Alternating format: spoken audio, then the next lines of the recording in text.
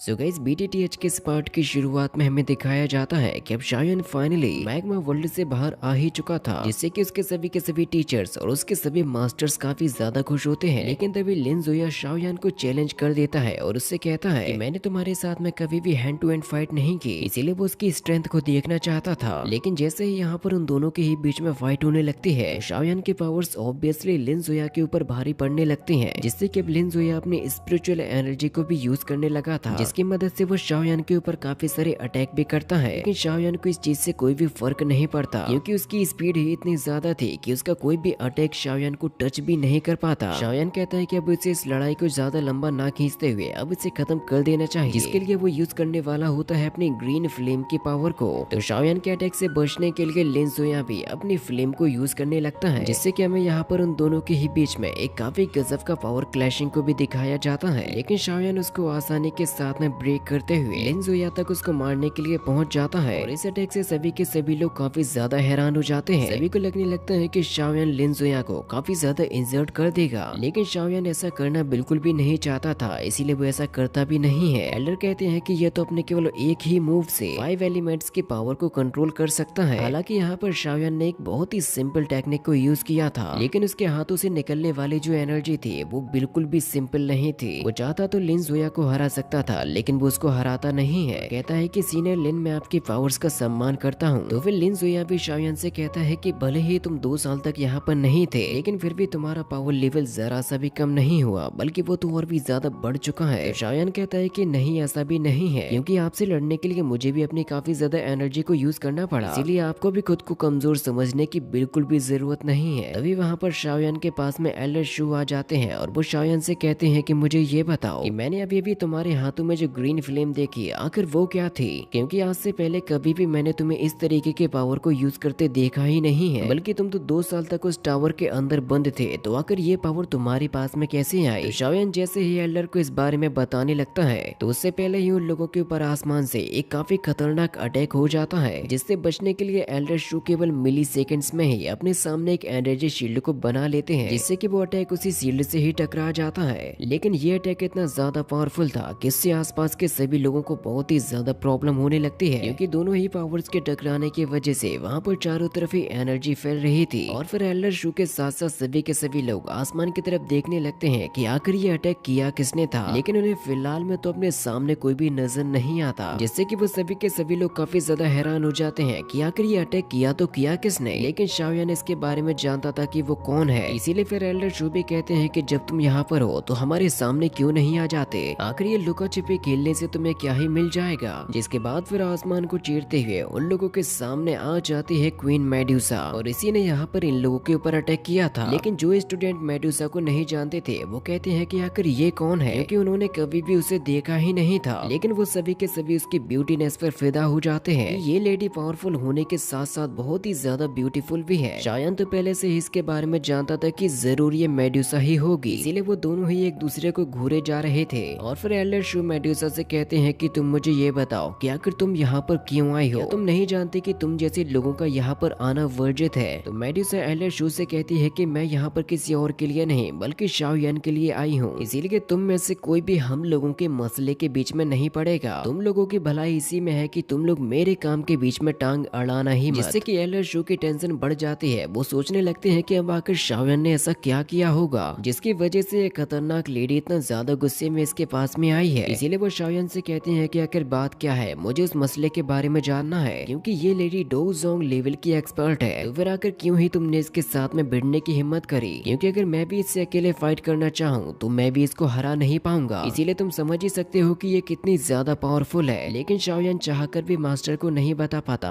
कि आखिर उसने ऐसा किया क्या था। और फिर वो मेडुसा के सामने पहुंच जाता है और उससे कहता है कि तुम्हें इंतजार करना होगा जब तक कि मैं वो काम ना कर लूं जिसको करने के लिए मैं वापस लौटा हूँ। ये बात मैं तुम्हें पहले ही बता चुका हूँ कि ये मेरी जिंदगी खुद की नहीं है। तो मेडुसा शाओयान से कहती है कि ठीक है, अगर ये तुम्हारी जिंदगी तुम्हारी नहीं है तो फिर तुम ये मुझे दे दो, क्योंकि मैं यहाँ पर केवल एक ही काम करने के लिए आई हूँ और वो है तुम्हारी मौत। इसीलिए वो दोबारा से शाओयान के ऊपर एक काफी खतरनाक अटैक कर देती है। इसीलिए शाओयान को बचाने के लिए उसके मास्टर उसके सामने आ जाते हैं, जिससे कि यहाँ पर बहुत ही खतरनाक तरीके की एनर्जी भी निकलती है। शाओयान अपने एल्डर को संभालने लगता है, क्योंकि वो उसके साथ में फाइट नहीं कर सकते थे।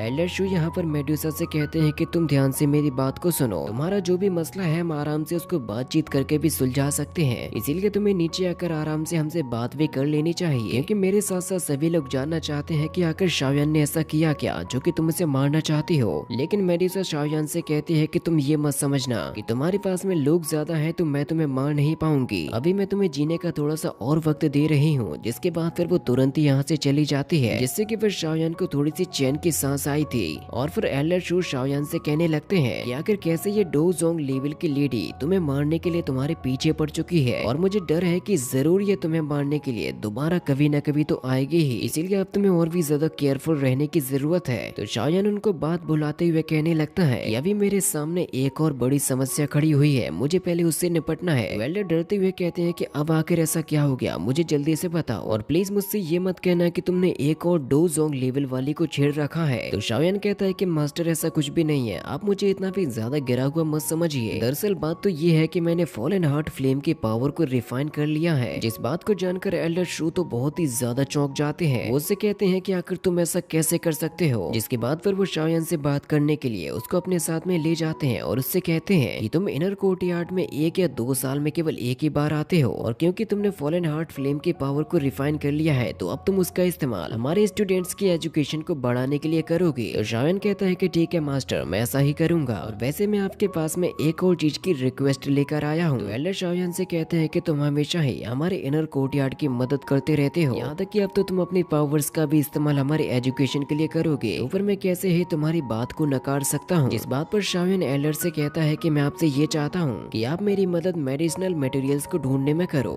जिसकी डिटेल्स का लिखा हुआ पेपर वो एल्डर को भी दे देता है। वो देखते हैं कि शाओयान को कुछ ऐसी औषधियाँ चाहिए जो कि सोल पावर को बढ़ाने की क्वालिटीज रखती हैं, इसीलिए वो शाओयान से कहते हैं कि तुम्हें आकर इन सारी चीजों से क्या करना है। तो शाओयान एल्डर को बताता है कि वो इनकी मदद से किसी को जिंदा करना चाहता है। तो एल्डर कहते हैं कि ठीक है, लेकिन तुम्हारी इस लिस्ट में कुछ ऐसी भी औषधियाँ हैं जो कि अब हमारे इनर कोर्टयार्ड से विलुप्त हो चुकी हैं, लेकिन तुम चिंता मत करो, मैं उनको ढूंढने में तुम्हारी पूरी मदद करूंगा। तुम कितनी ज्यादा लकी हो कि मैं केवल तुम्हारे लिए यू लोगों के न्यू फेस को बचाने के लिए इतनी ज्यादा मेहनत कर रहा हूँ, यहाँ तक कि मैंने इसमें हान फेंग को तक सक्सेसफुल नहीं होने दिया। तो फिर शाओयान कहता है कि मैं जानता हूँ कि हान फेंग अभी भी ब्लैक फुट प्रिजन के अंदर ही होगा, और वैसे भी अभी उसके साथ में निपटाने के लिए मेरे पास में काफी सारा काम भी डला हुआ है। तो एल्डर कहते हैं कि हाँ वो तो ठीक है, लेकिन अभी तुम्हें इतनी जल्दी रिएक्ट नहीं करना चाहिए, क्योंकि अब हान फेंग भी यहाँ के माहौल के बारे में जानता है, इसीलिए वो कमजोर तो होगा नहीं। उसने भी अब अपनी एक ब्लैक लीग को बना लिया है जिसको हेइजाओ वैली में देखा गया है, इसीलिए हम लोग अभी उसके बारे में कुछ भी नहीं कर सकते, और इन 2 सालों के अंतराल में उनकी वजह से हमें कई बार मुश्किलों का सामना भी करना पड़ा। शाओयान कहता है कि चाहे कुछ भी हो जाए लेकिन मैं अपना बदला लेना चाहता हूँ, और इसी के साथ में ये पार्ट भी यहीं पर खत्म हो जाता है। इसका नेक्स्ट पार्ट बहुत ही जल्द लाया जाएगा।